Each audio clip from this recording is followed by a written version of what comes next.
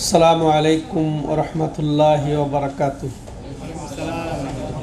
আলহামদুলিল্লাহি রাব্বিল আলামিন ওয়াল আকিবাতুল লিল মুত্তাকিন ওয়াসসালাতু ওয়াসসালামু আলা আশরাফিল আমবিয়াই ওয়াল মুরসালিন নবিয়িনা মুহাম্মদ ওয়া আলা আলিহি ওয়া সাহবিহি ওয়া মান তাবিআহুম বিইহসানিন ইলা ইয়াউমিদ্দিন, আম্মা বা'দ। সম্মানিত দর্শক ও শ্রোতামণ্ডলী, আল্লাহ রাব্বুল আলামিনের অশেষ মেহেরবানিতে আমরা প্রতি সপ্তাহে আজকেও রিয়াদস্থ বাথা ইসলামিক সেন্টার কর্তৃক আয়োজিত আমাদের ধারাবাহিক ক্লাসে একত্রিত হয়েছি। আমাদের ক্লাস চলছে আলহামদুলিল্লাহ শেখুল ইসলাম মোহাম্মদ ইবনে আব্দুল ওয়াহাব রাহিমাহুল্লাহ রচিত বহুল প্রসিদ্ধ কিতাবুত তাওহীদের উপরে। তো আজকে আমরা 14তম অধ্যায়ে উপনীত। তো আজকের অধ্যায়েও লেখক রাহিমাহুল্লাহর ধারাবাহিক যে বড় শিরকের মাধ্যমে যে তাওহীদ নষ্ট হয়ে যায়, কালেমা লা ইলাহা ইল্লাল্লাহ আর দাবি নষ্ট হয়ে যায়, সে সম্পর্কেই ধারাবাহিক আলোচনা করছেন। সেই শিরকের বিষয়গুলাই তিনি পর্যায়ক্রমে একটা একটা করে তুলে ধরছেন। এর সাথে আবার ছোট শিরকও আসবে। বড় শিরকের মাধ্যমে, বড় কুফরির মাধ্যমে তাওহীদ বিলকুল নষ্ট হয়ে যায়, হ্যাঁ। আর ছোট শিরক, ছোট কুফরি হলে তার মাধ্যমে তাওহীদ পূর্ণরূপে বিনষ্ট না হলেও তাওহীদে ঘাটতি আসে। তো এগুলা মূলত তাওহীদেরই পরিচয় এবং তাওহীদেরই ব্যাখ্যা। তো এগুলা থেকে মুক্ত থাকলে তাওহীদের উপরে অটল থাকা যাবে, তাওহীদ ঠিক থাকবে, পরিপূর্ণ থাকবে। তো তিনি এই অধ্যায়ে বলছেন, বাবুন মিনাশ শিরকে আন ইস্তাগীসা বিগাইরিল্লাহি আও ইয়াদউ গায়রাহ। এই অধ্যায় হলো যে শিরকের, ওই শিরকের অধ্যায়।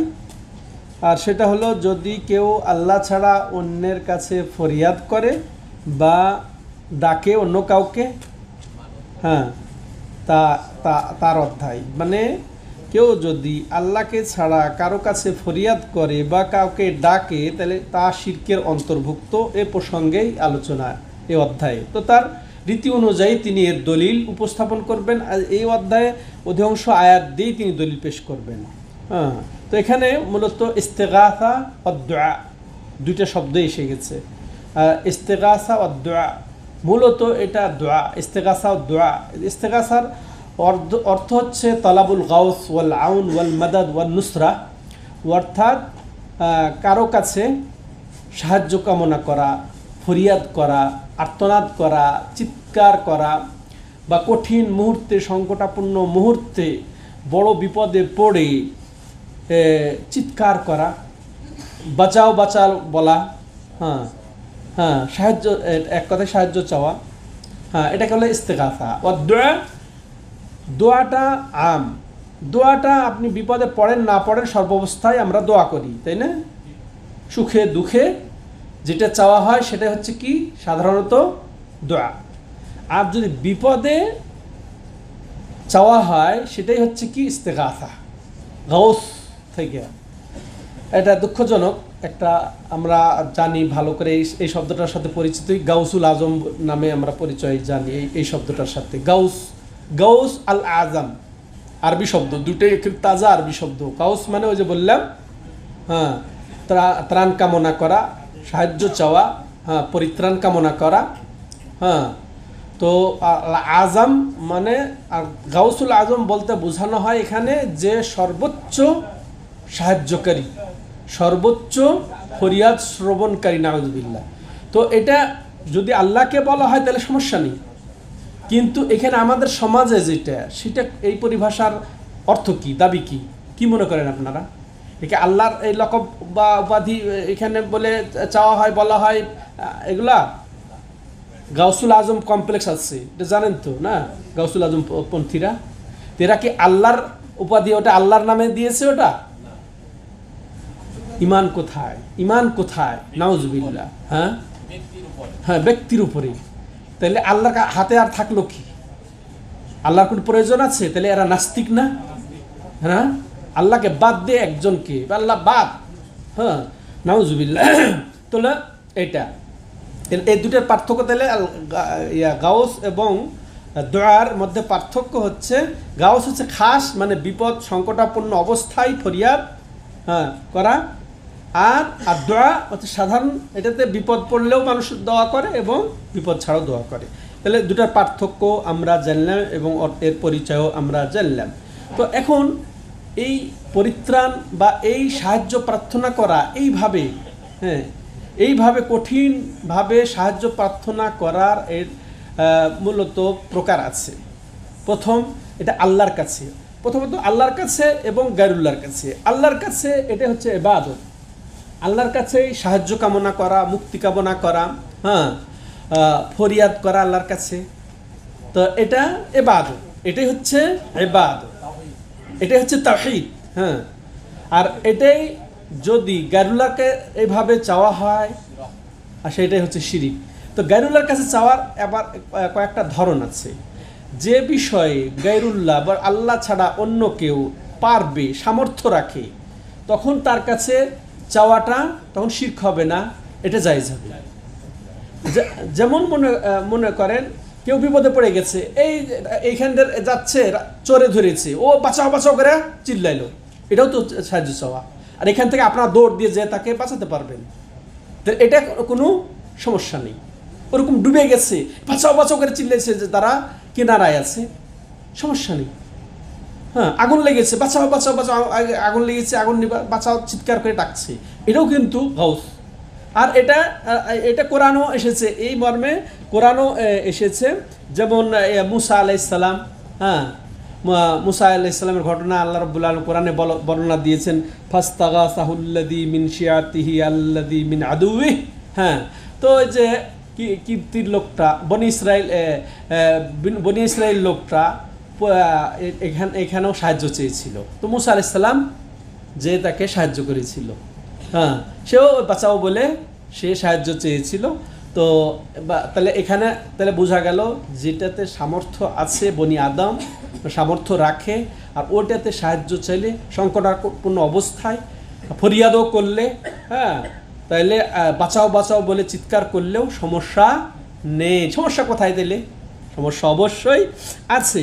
তো যেটা বলছি যে যেটা সামর্থ্য আছে, এছাড়া যদি এই চিৎকারটা কথার কথা সে ডুবে গেছে, এখন খাজা বাবা বাঁচাও, আব্দুল কাদের জিলানি বাঁচান, পিরানে পীর দস্তগীর, কুতুবে সুবহানি, ওকে চিৎকার করে ডাকছে, তাজা শিরক। কোন শিরক এটা? যে শিরকের মাধ্যমে মানুষ ইসলাম থেকে একেবারে বের হয়ে যায়, ইসলামে তার কোনো একটা অংশ থাকে না, তার সম্পূর্ণ সৎ আমল নষ্ট হয়ে যায়, ইসলাম থেকে খারেজ হয়ে যায়, জাহান্নাম ওয়াজিব হয়ে যায়, জান্নাত হারাম হয়ে যায়, তার রক্ত ধন সম্পদ মুসলিম শাসকের জন্য হালাল হয়ে যায়। ঠিক আছে, এইরকম শিরকে সে পতিত হয়ে যায় যদি এইভাবে সে মৃত ব্যক্তিকে ডাকে, বা অনুপস্থিত তার এখানে সে বিপদে পড়েছে, পীর সাহেব আছেন দেশে, সে ডাকছে এখান থেকে, সে পীর সাহেবকে এখান থেকে ডাকছে, তাহলে সেম। ঠিক আছে, গায়েব বা অনুপস্থিত বা মৃত ব্যক্তিকে যদি ডাকে তাহলে সে ইসলাম থেকে খারিজ হয়ে যাবে।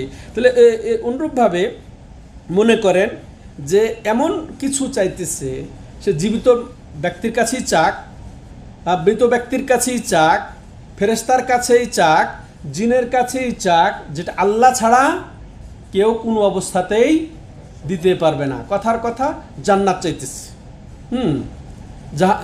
জাহান্নাম থেকে পরিত্রাণ চাচ্ছে, কবরের আযাব মাপ চাচ্ছে কারো কাছে, তাহলে এটা কি হবে?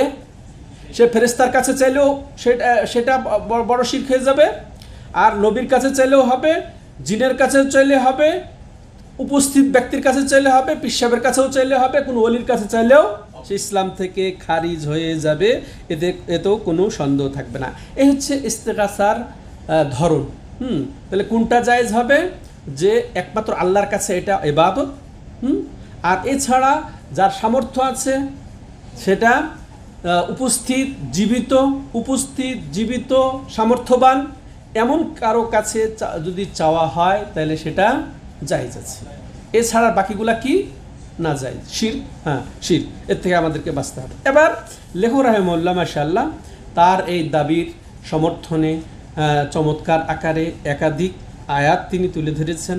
যেমন তিনি প্রথম আয়াত তুলে ধরে বলছেন ওয়াকৌলিল্লাহি তাআলা ওয়ালা তাদউ মিন দুনিল্লাহি মা লা ইয়ানফাউক ওয়ালা ইয়াদুররুক ফাইন ফাআলতা ফাইন্নাকা ইযাম মিনাজ যালিমিন, সূরা ইউনূসের 106 নম্বর আয়াত এটি। তো আয়াতটি অত্যন্ত গুরুত্বপূর্ণ। এখানে আল্লাহ রাব্বুল আলামিন স্বয়ং তার প্রিয় হাবিব, হ্যাঁ, যার আগের গুনাহ পিছনের গুনাহ মাপ, যিনি জন্মগতভাবে আল্লাহ যাকে পুত পবিত্র রেখেছেন শিরক থেকে, হ্যাঁ, কুফর থেকে, তাকে তিনি সম্বোধন করছেন। হ্যাঁ, কি বলে যে ওয়ালা তাদউ মিন দুনিল্লাহ, খবরদার তুমি আল্লাহকে ছাড়া কাউকে ডেকো না, কারো কাছে সাহায্য চেও না। মিন দুনিল্লাহ, দুনিল্লাহ বলতে এক আল্লাহ ছাড়া যত কিছু সবকে বুঝাবে। নবী, অলি, ফেরেশতা, জিন, যে কেউ, পাথর, গাছ, সব কিছু, আস্তানা, দরগা, সব কিছুকে তুমি ডেকো না। মা লা ইয়ানফাউকা, যার বৈশিষ্ট্য কি যে কোনোই তোমার উপকার করতে পারবে না, যদিও তুমি ডাকো সে তোমার উপকার করতে পারবে না। ওয়ালা ইয়াদুররুক, এবং তুমি যদি তাকে না ডাকো, তার ইবাদত যদি নাও করো, তাহলে সে তোমার কোনো ক্ষতিও করতে পারবে না। যদি ডাকো সে তোমার কোনো উপকার করতে পারবে না, আবার যদি না ডাকো সে তোমারও ক্ষতিও করতে পারবে না। তাহলে কেন ডাকবে?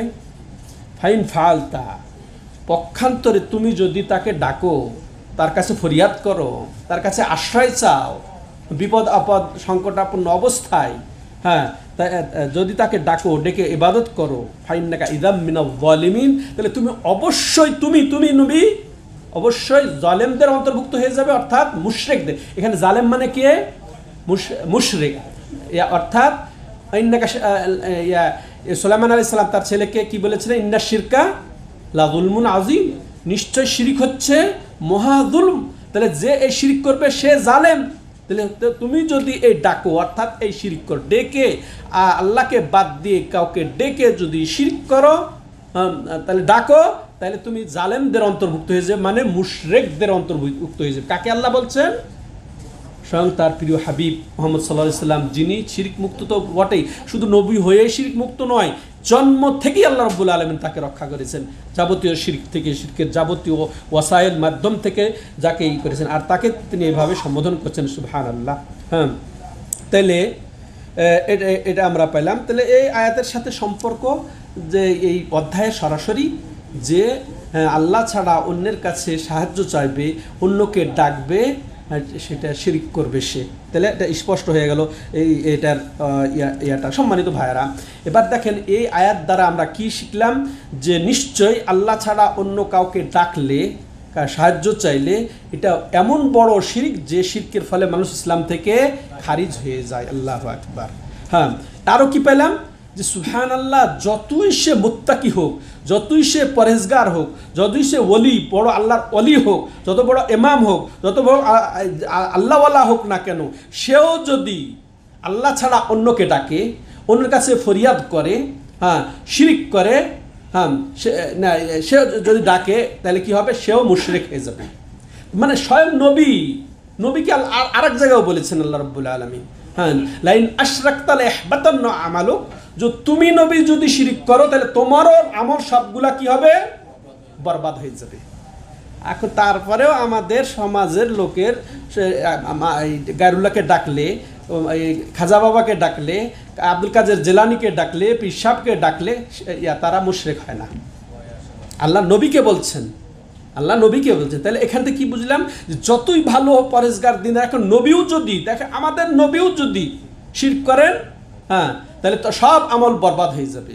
হ্যাঁ, তাহলে এটা আল্লাহ রাব্বুল আলামিন, তাহলে তুমি যদি ডাকো তোমার রবকে ছাড়া, তাহলে তুমি অবশ্যই কি হয়ে যাবে? জালেমদের অর্থাৎ মুশরিকদের অন্তর্ভুক্ত হয়ে যাবে। এটা আমরা জানলাম। তাহলে অন্যরা তাহলে আর কোনো প্রশ্নের বাইরে, এরা তো কোনো কথাই নয়। তেমনইভাবে আমরা এটাও জানলাম এই আয়াতের মাধ্যমে যে মুশরিকদের যত মাবুদ, যত কবর, মাজার, দরগায়, ওলি আউলিয়া নাম দিয়ে যত শিরিক হচ্ছে, সেটা যেভাবেই হোক না, মূর্তি বলেন, পাথর বলেন, যত বলেন, এগুলা সব অপারগ। হ্যাঁ, অতএব যেহেতু অপারগ, তাহলে কিভাবে তাদের ইবাদত হতে পারে? এটা আমরা বুঝলাম। এবার লেখক রাহিমাহুল্লাহ মাশাআল্লাহ তার চমৎকার রীতি অনুযায়ী আবার আরেকটি আয়াত এখানে সংযুক্ত করছেন, কি মনে করে যে যে সমস্ত যাবতীয় ইবাদতের হক একমাত্র আল্লাহ। তো এই দোয়া ইবাদত, ফরিয়াদ করা ইবাদত, হ্যাঁ। তো এই যত কিছু আছে এগুলা ইবাদত। তো এটা অন্য কাউকে ডাকলে, অন্য কাছে ফরিয়াদ করলে, অন্যের কাছে চাইলে, আর্তনাদ করলে এটা এমন বড় শিরক যেটা ইসলাম থেকে তাকে নিয়ে চলে যায়, যারা কোনো উপকারও করতে পারবে না, যারা কোনো ক্ষতিও করতে পারবে না। এই মর্মেই দেখুন আরও চমৎকার একটা আয়াত তিনি উল্লেখ করছেন, ওয়াই ইয়ামসাসকাল্লাহু বিদুর ফালা কাশিফা লাহু ইল্লাহু ওয়াই ইউরিদকা বিখাইরিন ফালা রাদ্দা লিফাদলিহি ইউসিবু বিহি মান ইয়াশাউ মিন ইবাদিহি ওয়া হুয়াল গফুরুর রহিম। সূরা ইউনূস 107 নম্বর আয়াতে আল্লাহ যেটা বলছেন, লেখক রাহিমাহুল্লাহ এই যে তার শিরোনাম যে আল্লাহ ছাড়া অন্যের কাছে সাহায্য চাওয়া বা প্রার্থনা করা, ডাকা বিপদ আপদে, সেটা যে শিরিক, তার দ্বিতীয় দলিল হিসেবে তিনি আয়াত যুক্ত করে করছেন। আর আল্লাহ বলছেন ওয়াই ইয়ামসাসকাল্লাহু বিদুর, যে হে নবী, এটা নবীকে আল্লাহ বলছেন যে হে নবী দেখো, যদি আল্লাহ তোমাকে কোনো রকমের দুঃখ কষ্ট পৌঁছান, হ্যাঁ, অসুস্থতা হোক, যে কোনো বিপদ, সেটা শারীরিক বিপদ হোক, অর্থনৈতিক বিপদ হোক, পারিবারিক বিপদ হোক, হ্যাঁ, যে কোনো বিপদ, এখানে এমন শব্দ আল্লাহ রাব্বুল আলামিন বলেছেন বেদুররিন, হ্যাঁ, যে নাকেরা যে ব্যবহার করেছেন, যে কোনো বিপদ আপদ, যে কোনো কষ্ট, যে কোনো ক্ষতি এখানে শামিল। সবার এই আয়াতটা আমাদের জন্য, এটা উপদেশের জন্য যথেষ্ট, সান্ত্বনা পাওয়ার জন্য যথেষ্ট, হ্যাঁ, যে কি, যে কোনো ধরনের দুঃখ কষ্ট বিপদ আপদ যদি তোমাকে পৌঁছে, ফালা কাশিফালা, হ্যাঁ, তো এই দুঃখ কষ্টের কেউ মোচনকারী নেই, কেউ দূরীভূতকারী নেই, ইল্লাহু, একমাত্র আল্লাহ ছাড়া, ওয়াই ইউরিদকা বিখাইর, এর ঠিক এর বিপরীত। দেখো যদি তিনি অর্থাৎ আল্লাহ যদি কোনো খায়ের, এটা ঠিক ওই দূর এর বিপরীত, কোনো যদি কল্যাণ, কোনো যদি উপকার, হ্যাঁ, যদি কোনো যদি ভালো, এগুলা যদি পৌঁছাতে চান, হ্যাঁ, যে ফালা রাদ্দা লিফাদলি, তো তার এই অনুগ্রহকে, তার এই উপকারকে, তার এই কল্যাণকে কেউ প্রতিহত করতে পারবে না, কেউ দূরীভূত করতে পারবে না। ইসিবু বিহি মাইয়াশা, আল্লাহ যাকে চান তাকে দিবেনই দিবে, হ্যাঁ, দিবেনই দিবেন, বান্দার মধ্যে যাকে চান দিবেনই দিবেন। ওহুয়াল গফুরুর রহিম, আর তিনি মাশাআল্লাহ মহা ক্ষমাশীল, মহান দয়ালু। এটা এবার দেখেন আয়াতটা কত চমৎকারভাবে আল্লাহ রাব্বুল আলামিন তাওহীদকে সুসাব্যস্ত করেছেন। তো এটা আমরা স্পষ্ট বুঝতেই পারছি। এইখান থেকে আমরা কি বুঝবো সেটা শুনবো। তাহলে এটা লেখক রাহিমাহুল্লাহ তার শিরোনামের দলিলকে সুসাব্যস্ত করার জন্যে সুন্দর করে সেট করেছেন। তাহলে এই আয়াত থেকে যেগুলো আমরা বুঝতে পারলাম সংক্ষেপে, সেটা কি, যে তাওহীদে উলুহিয়া, তাওহীদে উলুহিয়া কি, যে আল্লাহর হক সমূহ, তাহলে ডাকাটা একমাত্র আল্লাহর প্রাপ্য অধিকার, একমাত্র তাকেই ডাকবো, তার কাছেই সাহায্য চাইবো, তার কাছেই ফরিয়াদ করবো বিপদে আপদে, হ্যাঁ। তাহলে এটা হচ্ছে তাওহীদে উলুহিয়াত, এটা ইবাদত, বান্দার এটা আমল, এই আমলটা, ইবাদতটা একমাত্র আল্লাহর জন্য নিবেদন করা। তো এই তাওহীদে উলুহিয়াতের মাধ্যমে, তাওহীদে ইবাদতের মাধ্যমে যে আল্লাহ রাব্বুল আলামিন রুবিয়াতকে সাব্যস্ত, বা এই যে কাফের মুশরিক সহ সব মানুষই কিন্তু রুবিয়াতে বিশ্বাসী, হ্যাঁ, যারা আস্তিক সবাই কিন্তু রুবিয়াতে বিশ্বাসী। তিনি একমাত্র স্রষ্টা, তিনি একমাত্র প্রতিপালক, তিনি একমাত্র রিজিক দানকারী, তিনি একমাত্র বৃষ্টি বর্ষণকারী, তিনি ভালো মন্দ মালিক, এগুলা সবাই বিশ্বাস করে। কিন্তু যেহেতু তুমি বিশ্বাস করছো তিনি স্রষ্টা, তিনি তোমার প্রতিপালক, তিনি তোমার রিজিক দানকারী, তিনি তোমার ভালো মন্দের মালিক, তাইলে আবার কাকে চাইবা তুমি, কার কাছে, হ্যাঁ? তাহলে এটা স্পষ্ট হয়ে গেল না? ওটাই তোমার কথাতেই ওটা তোমার দলিল, যে তুমি যেহেতু তাকে রব মানছো, স্রষ্টা মানছো, অতএব তুমি একমাত্র তাকে মাবুদ মানো না কেন? তাহলে চাওয়ার ক্ষেত্রেও তুমি তাকেই মানো না কেন? তো অলির কাছে মানতে যাও, অলির কাছে চাইতে যাও কেন? অলির কাছে সাহায্য চাও কেন? এটা আমরা বুঝতে পারলাম এই আয়াতের মাধ্যমে। তেমনি এই আয়াতের মাধ্যমে আল্লাহ ছাড়া অন্যের যারা অপারক তাদের কাছে চাওয়াটা, দোয়া করাটা, তাদেরকে ডাকাটা, একে প্রতিহত করা হচ্ছে। যে কোনো বিপদে আপদে তো কোনো তারা কিছু না উপকার করতে পারবে না, তারা ক্ষতি করতে পারবে না ক্ষতি থেকে বাঁচাতে পারবে। তেমনইভাবে এখান থেকে আমরা বুঝতে পারছি যে আল্লাহ যে যার জন্য যেটা চান সেটা হবেই হবে, কেউ সেটা প্রতিহত করতে পারবে না। এটাই যে আল্লাহর ইচ্ছা প্রকাশ পাচ্ছে এই আয়াতের মাধ্যমে। তারপরে আমরা যেটা জানতে পারি যে এখানে দুইটা আল্লাহ রাব্বুল আলামিনের নাম আছে, আর রাহিম, আল গাফুর আর রাহিম, এই দুইটা, এবং দুইটার মধ্যে দুইটা সিফত আছে, দুইটার নামের মধ্যে দুইটা সিফত বা গুণ রয়েছে, যে তিনি মহাক্ষমাশীল, তিনি ক্ষমা করে থাকেন, এবং তিনি মহান দয়ালু, অতএব তার মধ্যে রহমত দয়ার গুণটা রয়েছে। এটা আমরা বুঝলাম, কিন্তু যেরকমভাবে তার রহম দয়ার থাকার প্রয়োজন সেটাই আছে উপযোগী পর্যায়ে। সম্মানিত দর্শক ও শ্রোতা, এবার তৃতীয়ত লেখক রাহিমাহুল্লাহ তার শিরোনামের পক্ষে দলিল পেশ করছেন যে কাউলিহি তাআলা ফাবতাগু ইনদাল্লাহির রিজকা ওয়াবুদুহু ওয়াশকুরু লাহু ইলাইহি তুরজাউন।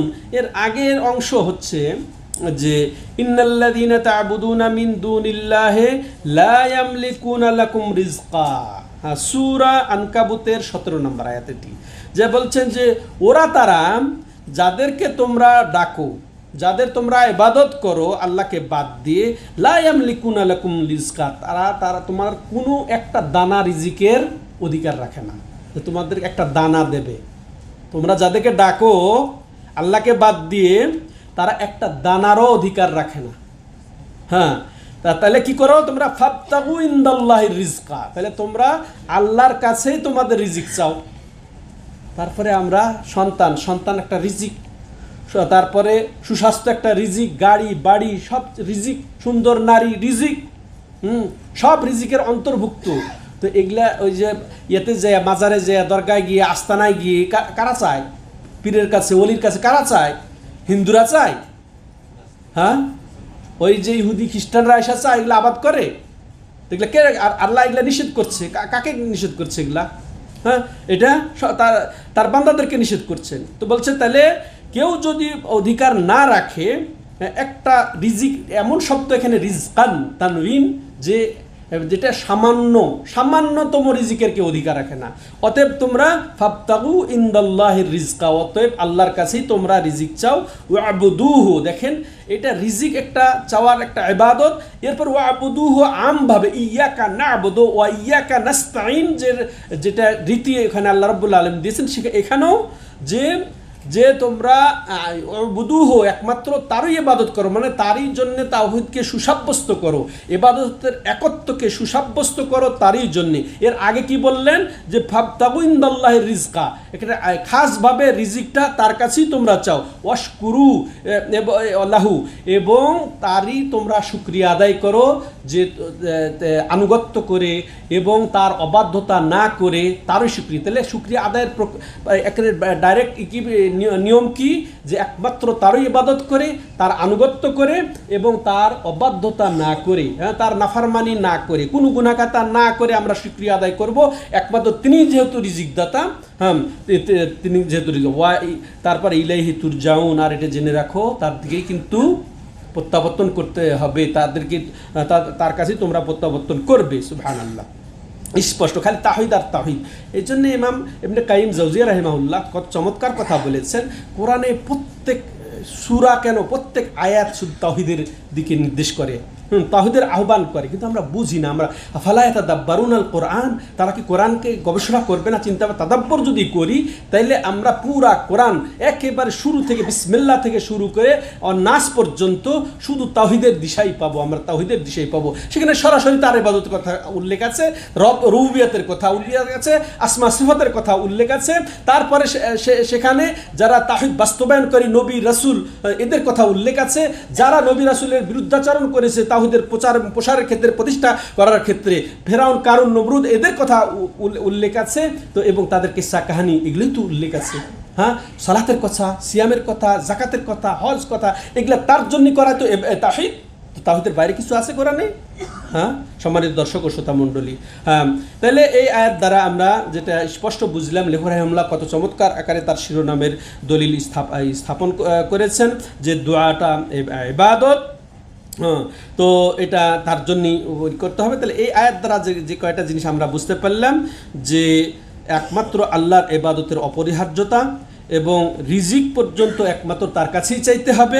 হ্যাঁ, এরপরে আরও যেটা এই যে সমস্ত ইবাদতের ক্ষেত্রে আল্লাহকে একক সুসাব্যস্ত করতে হবে, ওয়াবুদুহু। তারপরে রিজিক, খাস করে রিজিক তার কাছেই চাইতে হবে। এবং তার আচ্ছা বলেন, দেখেন রিজিক কেন্দ্রিক শিরক হয় কেমনে?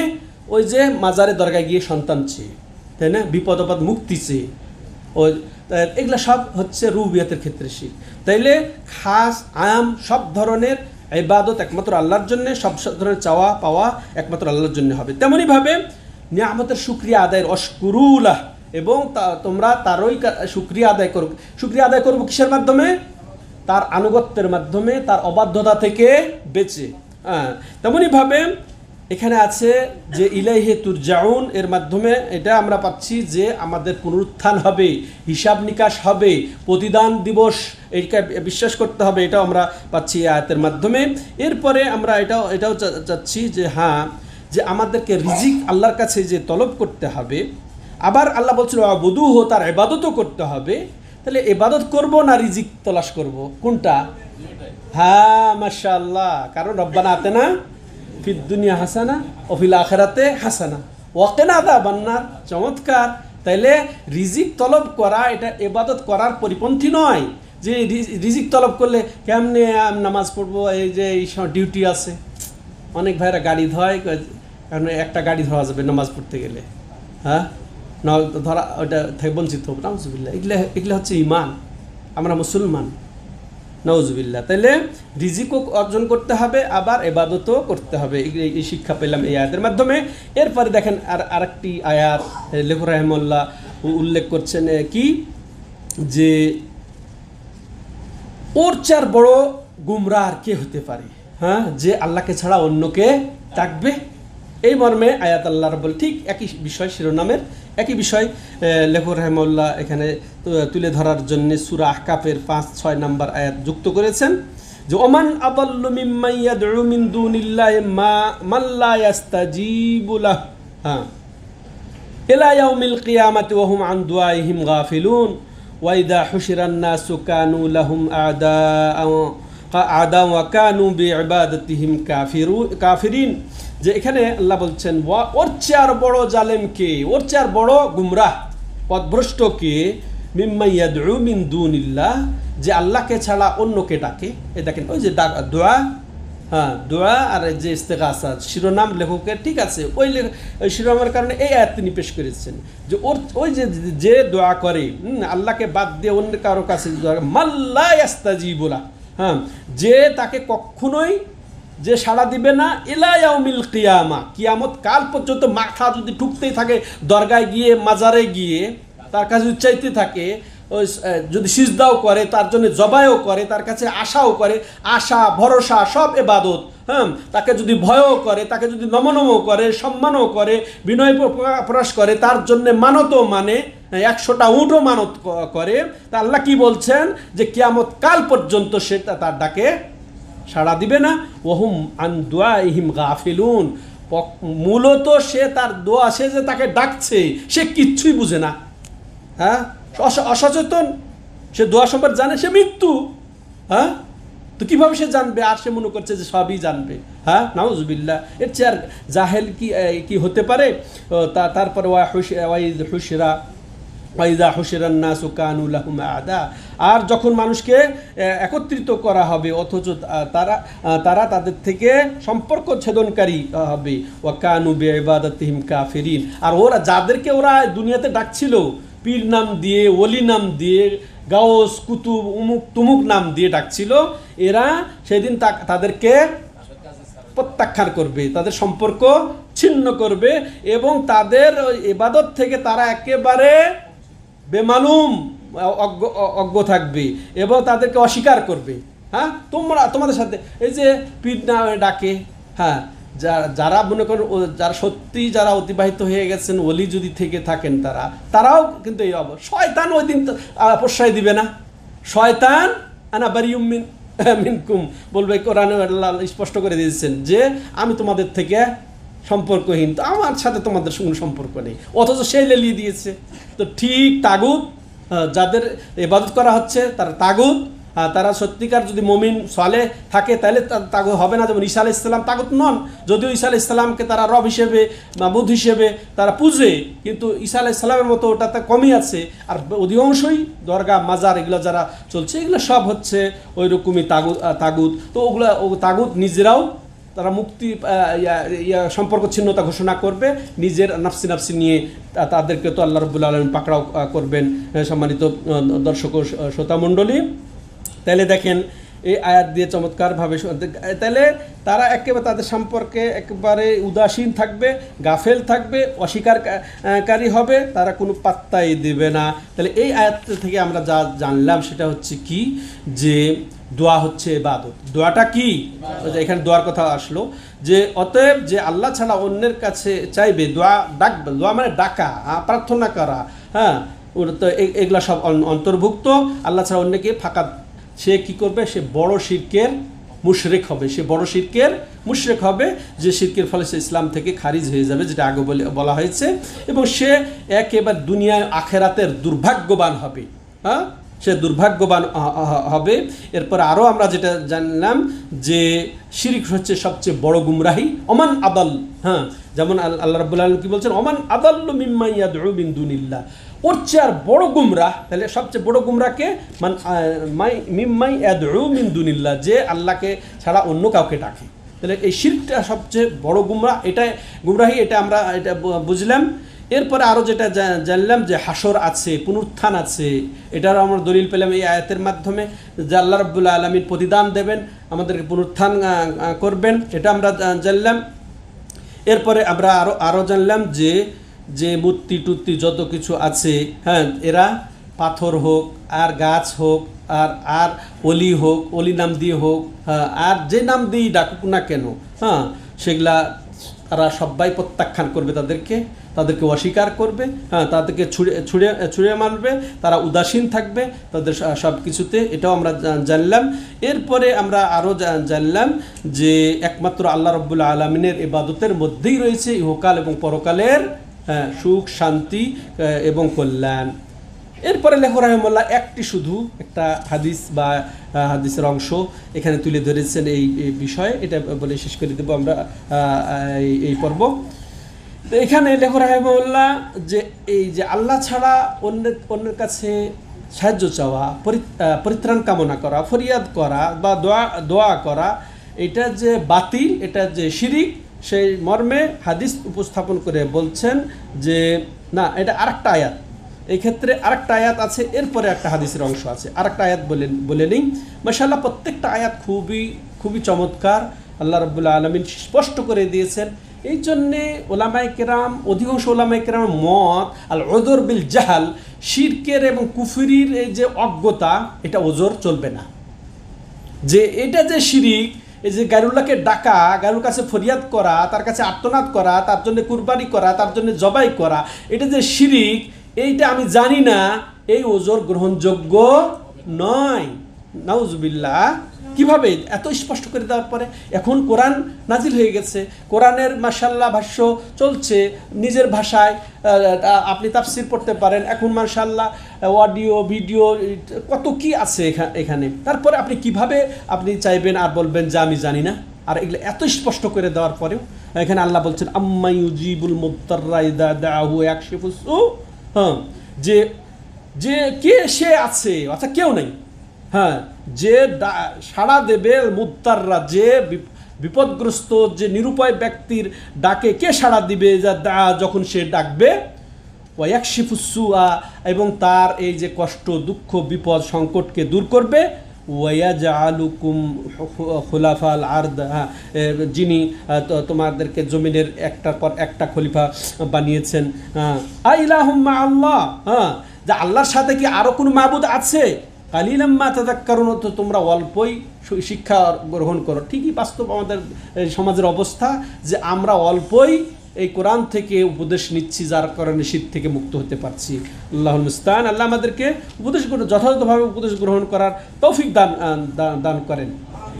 তাইলে এখান থেকে এই আয়াতটা থেকে যেটা আমরা বুঝলাম যে আল্লাহ ছাড়া অন্যকে ডাকা, অন্যের কাছে ফরিয়াদ করা, অন্যের কাছে সাহায্য চাওয়া, যে কিছুই করতে পারে না আল্লাহ ছাড়া, সেটা কি বাতিল, সেটা শিরিক। তেমনইভাবে আমরা এটাও জানতে পারলাম যে আসলে মুশরিকরা তাওহীদের রুবুবিয়াত বা আল্লাহ মালিক, আল্লাহ স্রষ্টা, আল্লাহ রিজিক দানকারী, এটা তারা বিশ্বাস করা সত্ত্বেও তারা ইসলাম থেকে খারিজ হয়েছে। কি জন্যে? যে এরা মাবুদ হিসেবে আল্লাহকেই একমাত্র যে ডাকতে হবে, আল্লাহর কাছেই যে একমাত্র সাহায্য চাইতে হবে, আল্লাহর কাছেই যে বিপদ আপদে ফরিয়াদ করতে হবে, এটা তারা বুঝতে পারে নাই বা এরা জানতো না। তো আজকের আমাদের সমাজের লোকেদের কি অবস্থা হবে?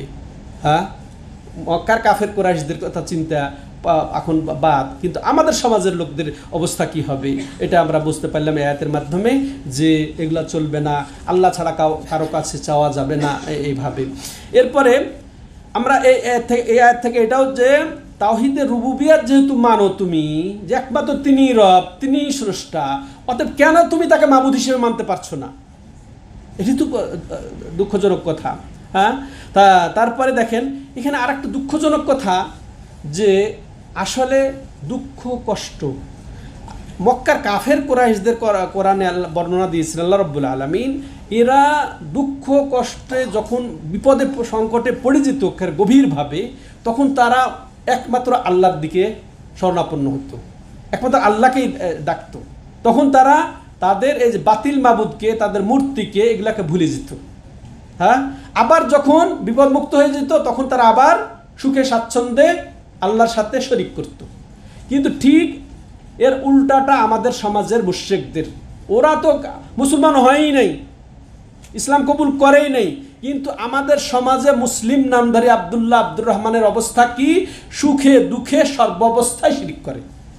তার প্রমাণ যে আল্লাহ রাব্বুল আলামিন ওদের কথা বলছেন, ওয়াইদা রাকিবু ফিল ফুলকি দাউল্লাহ মুখলিসিনা লাহুদ্দিন, যে যখন তারা নৌযানে আরোহণ করে আর যখন ওই যে এই ঢেউ তাদেরকে আছড়ে মারে, তখন তারা বিপদ মনে করে যে এখন তো ডুবে মরবো, তখন তারা একেবারে একনিষ্ঠভাবে একমাত্র আল্লাহকেই ডাকে।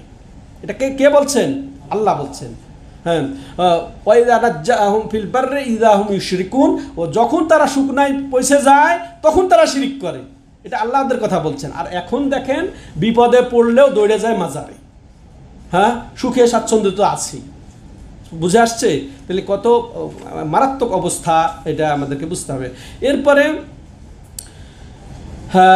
যে তারা এই যে অস্বীকার, যে তাদের যে যাদেরকে তারা ডাকে, এগুলা তাদেরকে প্রত্যাখ্যান করবে, এখানে বোঝা যাচ্ছে। এবার যেটা বলছিলাম, এবার হাদিস লেখক রাহিমাহুল্লাহ এখানে যুক্ত করছেন যে নবী সাল্লাল্লাহু আলাইহি সাল্লাম তার সাথে ইস্তেগাসা, তার কাছে চাওয়া হোক, তার কাছে ফরিয়াদ করা হোক, তার কাছে প্রার্থনা করা হোক, এটা নবী সাল্লাল্লাহু আলাইহি সাল্লাম প্রত্যাখ্যান করেছেন। তাহলে আর কারো কাছে চলবে?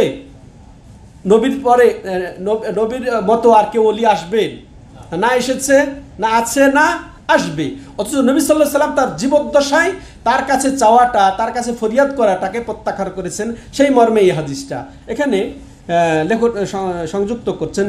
ইমাম তাবারানি তার আওসাতে উল্লেখ করেছে, যিনি সাহেবুল মাআজেম, ইমাম তাবারানি, তিনি তার সনদে অর্থাৎ ওবাদা বিন সামেতের সনদে তিনি উল্লেখ করেছেন আন্নাহু কানা ফি জামানি নবী সাল্লাল্লাহু আলাইহি ওয়াসাল্লাম মুনাফিকুন ইউযিল মুমিনিন ফাকালা বা'দুহুম কুমু বিনা মুনাস্তাগীসু বিরাসূলিল্লাহি সাল্লাল্লাহু আলাইহি ওয়াসাল্লাম মিন হাদাল মুনাফিক। তো এখানে বলছেন তিনি যে নবী সাল্লাল্লাহু আলাইহি ওয়াসাল্লামের জামানায় একজন মুনাফিক ছিল, এখানে তার নাম নেই। তো ব্যাখ্যাকার বলছেন যে এই মুনাফিক হলেন আব্দুল্লাহ ইবনে উবাই ইবনে সালুল, প্রসিদ্ধ রাসুল মুনাফিক, মুনাফিকিন, মুনাফিকদের যিনি সর্দার একজনই ছিলেন। এটা আপনারা সবাই শুনে থাকবেন যে সে হচ্ছে আব্দুল্লাহ ইবনে উবাই ইবনে সালুল। তো এই মুনাফিক নবী সাল্লাল্লাহু আলাইহি ওয়াসাল্লামের জামানায় ছিল। সে কি? মুমিনদেরকে কষ্ট দিত। সে মুনাফিক মানে কি? ভিতরে সে তার কুফুরিকে লুকায়িত রেখে মুখে ইসলাম প্রচার করেছে, মুখে সে ঈমান প্রকাশ করেছে যে আমি মুসলমান, আমি তোমাদের সাথেই, এটা প্রকাশ সেই। তো আর সে ভিতর চক্রান্ত করে এই করে বিভিন্ন ষড়যন্ত্র করে সে মুমিনদেরকে কষ্ট দিত। ফাকালা বা'দুহুম, তো সাহাবাদের কেউ কেউ বললেন কাউকে যে চলো আমরা নবীর কাছে ইস্তেগাসা করি, এর বিপদ থেকে বাঁচার জন্য এটা বিপদ না, হ্যাঁ, ইমানের ওপর হুমকি, কষ্ট, দুঃখ, হ্যাঁ। তো অতএব এর থেকে পরিত্রাণের জন্য আমরা নবীর কাছে যাই, নবীর কাছে পরিত্রাণ চাই, হ্যাঁ, নবীর কাছে। ফাকাল নবী সাল্লাল্লাহু আলাইহি ওয়াসাল্লাম বলছেন যে কুমু বিনা নাস্তাগীসু বিরাসূলিল্লাহি সাল্লাল্লাহু আলাইহি ওয়াসাল্লাম, চলো আমাদেরকে নিয়ে তো তাহলে রাসূলুল্লাহর কাছে আমরা এই মুনাফিক থেকে আশ্রয় চাই। ফাকাল নবী সাল্লাল্লাহু আলাইহি ওয়াসাল্লাম ইন্নাহু লা ইস্তাগাসু বি ওয়া ইন্নামা ইস্তাগাসু বিল্লাহ, যে দেখো, খবরদার জেনে রাখো যে অবশ্যই আমার দ্বারা ইস্তেগাসা করা যায় না, বরং আল্লাহর কাছেই ইস্তেগাসা করতে হয়, ফরিয়াদ করতে হয়। তাহলে স্পষ্ট দেখছেন, এবার হাদিস দিয়েও সুসাব্যস্ত হয়ে গেল বিষয়টি। এই হাদিসের অংশ থেকে যেটা আমরা জানলাম যে নবী সাল্লাল্লাহু আলাইহি সাল্লাম থেকেও যদি ইস্তেগাসা না জায়েজ হয়, হ্যাঁ, তাহলে আর অন্য কার কাছে জায়েজ হবে? কোন পীরের কাছে, কোন অলির কাছে, কোন গাউসের কাছে, কোন কুতুবের কাছে, কোন জেলানি, কোন খাজা বাবা, কোন থাকলো আর কেউ? হ্যাঁ, এরপরে আমরা করলাম যে শব্দ চয়নও করতে হবে সুন্দরভাবে। এই শব্দটা রাসূলুল্লাহ সাল্লাল্লাহু আলাইহি ওয়াসাল্লাম নিজের ক্ষেত্রেও পছন্দ করেন। ইস্তেগাসা মানে কি? খুব সংকটাপন্ন কঠিন মুহূর্তে, হ্যাঁ, খুব কঠিনভাবে সাহায্য অন্তর থেকে পরিত্রাণ কামনা করা, এই শব্দটা ইস্তেগাসাটা নিজের জন্য ব্যবহার তিনি পছন্দ করেননি, অথচ গাউসুল আজম লকব লাগিয়ে দিয়েছে আমরা আব্দুল কাদের জিলানী, নাউজুবিল্লাহ। এরা মুসলমান, এরা মুসলমান, নাউজুবিল্লাহ। তো তাহলে অন্যের জন্য কীভাবে এটা সাজে, তেমনইভাবে তাহলে আমাদেরকে অবশ্যই শব্দ, আকিদাগত শব্দগুলা সুন্দরভাবে বাছাই করে ব্যবহার করতে হবে। তেমনইভাবে শিরকের দিকে নিয়ে যায় এমন সব কিছুকেই নবী সাল্লাল্লাহু আলাইহি ওয়াসাল্লাম করেছেন, প্রতিহত করেছেন, এটাও বোঝা গেল থেকে। তেমনইভাবে ধৈর্য ধরতে হবে কঠিন অবস্থায়, হ্যাঁ, যে বিপদে পড়লেই যে আমরা মাজারে দরগায় দৌড় দিব, এটা যেন না হয়। তেমনইভাবে নেফাক, মুনাফিকি যে কত বড় যে অভিশাপ, এটাও আমরা বুঝতে পারছি এর মাধ্যমে। তেমনইভাবে মুমিনদেরকে কষ্ট দেওয়াটাও কত ভয়াবহ, এটা মুনাফিকি। মুমিনদেরকে কষ্ট দেওয়াটা কি? এটা মুনাফিকি আচরণ, যেটা আমরা বুঝতে পারলাম। এগুলা সব থেকে আল্লাহ আমাদেরকে রক্ষা করেন। আল্লাহ প্রকৃতভাবে আমাদেরকে তাওহীদকে বুঝে তাওহীদের উপরে অটল থাকার তৌফিক দান করেন। হ্যাঁ, আল্লাহ রাব্বুল আলামিন শিরক থেকে আমাদেরকে রক্ষা করেন। হ্যাঁ, যত রকমের শিরক থেকে আমাদেরকে আল্লাহ রাব্বুল আলামিন বাঁচান। হাদা হুয়া ওয়া সাল্লাল্লাহু আলা নবিনা মুহাম্মদ ওয়া আলা আলিহি ওয়া সাহবিহি আজমাইন। সুবহানাকাল্লাহুম্মা ওয়া বিহামদিকা আশহাদু আল্লা ইলাহা ইল্লা আনতা আস্তাগফিরুকা ওয়া আতুবু ইলাইক। আমাদের শেষ হয়নি, একটু আপনারা